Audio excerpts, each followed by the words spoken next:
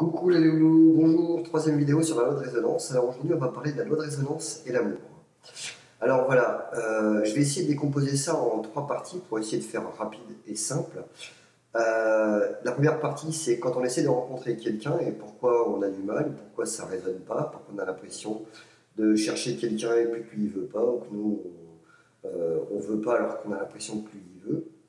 La deuxième partie, quand on est en couple, pourquoi il y a autant de disputes.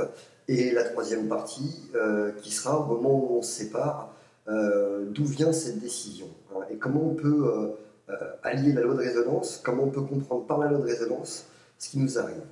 Alors la première partie, quand on veut rencontrer quelqu'un et qu'on a du mal, par exemple, à ce moment-là, il s'agit surtout du fait qu'on n'arrive pas à s'écouter parce qu'on est dans une projection de vouloir avaler l'autre. Et souvent, l'autre, il le sent. Alors, soit il est dans la même dynamique que nous, et donc ça marche, et donc là, on se reconnaît, on a envie de s'associer. Je veux dire, ça résonne entre nous très facilement. Soit dans les cas les plus courants, on dit ouais, mais pourquoi ça marche pas, pourquoi il veut pas alors que j'ai l'impression qu'il veut. Ça, c'est parce qu'il y a plein de barrages qui empêchent entre ce que je ressens, ce que j'aurais envie de vivre, par exemple, et ce que je m'interdis de faire. Et parfois, ça m'est arrivé de voir certaines femmes, par exemple, où on sent qu'il y a un vrai désir, mais derrière, il y a tellement de conditionnements qu'elles ne peuvent pas franchir le pas d'avoir envie de vivre une histoire d'amour. Euh, et là, à ce moment-là, pour comprendre ce qui peut générer ça chez l'autre, c'est de comprendre que chaque expérience qu'on est en train de vivre avec ce qu'on a envie de projeter sur les autres, ce qu'on a envie de partager avec les autres, la difficulté que l'on a à le faire, eh ben on va se rendre compte que l'autre va agir sur nous, si on est capable de se regarder comme ça, hein, en résonance. L'autre va agir sur nous comme un miroir. C'est-à-dire que là où je vois que lui, il pourrait avoir envie de quelque chose avec moi, mais qui se l'interdit, je me dis, bah tiens, est-ce que moi, je ne m'interdis pas aussi des choses? Est-ce que je ne suis pas dans une phase où je suis en train de vouloir partager quelque chose avec lui pour que lui me permette quelque chose que moi, je ne veux pas me permettre? Et là, on se rend compte qu'au moment où qu'on décode ça, à ce moment-là, on peut être capable de pouvoir parler avec l'autre, non plus pour essayer de l'influencer ou de l'illusionner sur qui on pourrait être et ce qu'il pourrait vivre avec nous, mais on peut commencer à parler sincèrement de nous. Il y a quelques années, été sur des sites de rencontres, et quand on regarde les fiches que les nanas mettent avec ce qu'elles ont envie de vivre, machin, nanana, on se rend compte souvent que ce qui a marqué, c'est le projet, hein, c'est la construction, elle n'est pas encore établie. Et donc, on est là en train d'attendre que l'autre nous permette d'être nous-mêmes. Alors, il y a un moyen très simple, c'est faites une liste de comment vous voulez que la personne que vous avez envie de rencontrer, elle soit. Et une fois que vous avez écrit la liste, hein, une dizaine de caractères, hein, pas forcément physiques, hein, on est d'accord, plutôt des caractères émotionnels, qu'est-ce que vous aimeriez qu'il fasse, où est-ce que vous aimeriez qu'il vous emmène en vacances.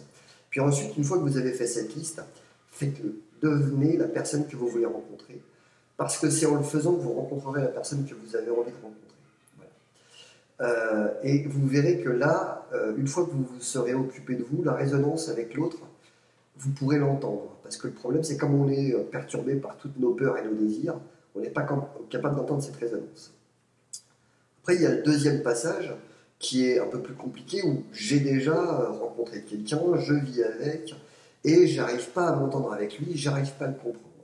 Eh bien, c'est parce qu'on n'écoute pas réellement l'autre, et on ne s'écoute pas, nous, parler à l'autre. Si on l'écoutait réellement, on entendrait vraiment le message.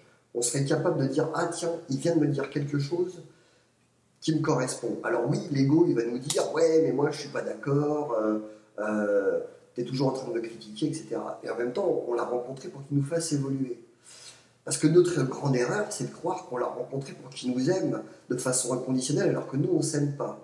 Si on a compris que l'autre, il est là pour nous faire évoluer, qu'on l'a rencontré pour qu'il nous casse les couilles, et ben là, à ce moment-là, peut-être qu'au moment où il fait, on se dit, ah, merci.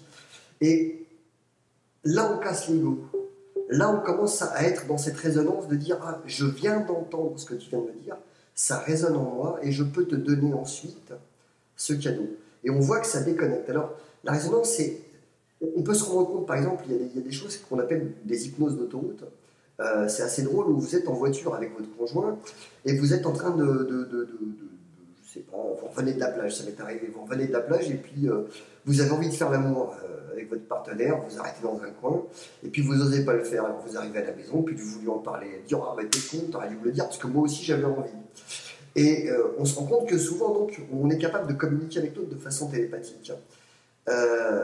Mais comme on n'ose pas en parler avec l'autre, eh bien, on passe très très souvent à côté d'un échange énergétique avec l'autre qui va permettre de nous élever. Et troisième point, pour faire vite, quand on veut se séparer ou quand on se sépare, quand à un moment donné il y a des problèmes dans un couple, normalement les deux veulent se séparer. Il y en a toujours un des deux qui dit oui, il m'a quitté, machin. Normalement celui qui dit il m'a quitté, il a tout fait quand même pour qu'il le fasse, parce qu'il avait besoin de se libérer de ça, parce qu'il avait le sentiment de se sentir en prison. Dans cette relation, il avait besoin de se retrouver seul pour pouvoir refaire l'expérience de lui-même. Mais malheureusement, s'il croit que c'est l'autre qui a fait la connerie de le quitter, il retombera exactement sur la même personne pour revivre exactement le même schéma. Et il faut bien comprendre que chaque expérience doit nous permettre de mieux nous connaître. On rencontre l'autre, on a envie de le rencontrer, on le rencontre et parfois même on se fait quitter ou on le quitte, dans une dynamique de vouloir toujours découvrir un peu plus qui on est. Voilà. Et si on comprend que finalement l'autre, on le rencontre pour qu'il nous fasse évoluer et pas pour qu'il nous rassure sur nous-mêmes et pas pour qu'il nous accepte inconditionnellement alors que nous on ne s'aime pas, bah, les choses vont déjà beaucoup mieux. On rentre dans une dynamique qui est déjà plus simple pour rentrer en contact avec l'autre. On est moins perturbé par les peurs incessantes de croire que ça doit durer toujours, par exemple. Voilà. Alors c'est assez court. Je pense que vous pouvez en tirer pas mal de petites choses. Et puis voilà, faites-moi des retours si vous avez envie, ça peut être super sympa. Voilà. Merci beaucoup. Je vous rappelle justement au propos de couple qu'on fait avec Virginie des stages de couple sur les jeux conscients du nous, pour justement quand on est en couple déconnecter ces jeux de rôle qu'on joue l'un avec l'autre, ce qui permet peut-être pas forcément de pérenniser le couple, parce que je ne pense pas que ce soit ça le sujet, mais plutôt que de faire marcher, c'est-à-dire qu'il fonctionne au moment où on est avec, que c'est des vraies raisons et que le fait d'être avec l'autre nous permette réellement de mieux nous connaître, d'apprécier chaque moment qu'on passe avec l'autre, de rentrer dans une vraie communication profonde. On a en projet avec Virginie de faire une vidéo tous les deux sur les raisons du stage, ce qu'on y aborde, ce que vous pouvez y trouver, ce que ça peut vous permettre.